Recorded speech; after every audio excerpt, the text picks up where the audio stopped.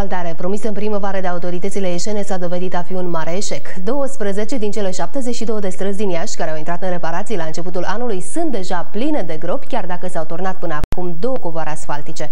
Investiția trebuia finalizată deja, însă, din cauza frigului, lucrările vor fi reluate în primăvară, când și nota de plată ar putea fi mai mare.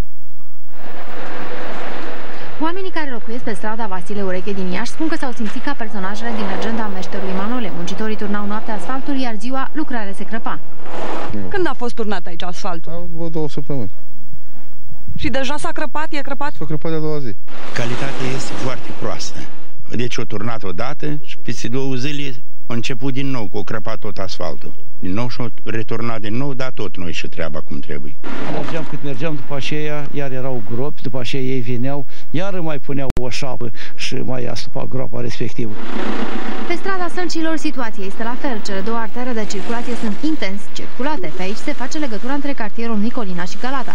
Lucrările de reabilitare sunt făcute de o societate comercială desemnată prin licitație. Da, nu vă dăm. Da, Nu-i corect. pe această stradă o singură firmă lucrează la canalizare, la turnarea asfaltului și, bineînțeles, la trotuare. Am încercat să vorbim cu cei care construiesc despre calitatea lucrărilor. Din păcate, am fost refuzați.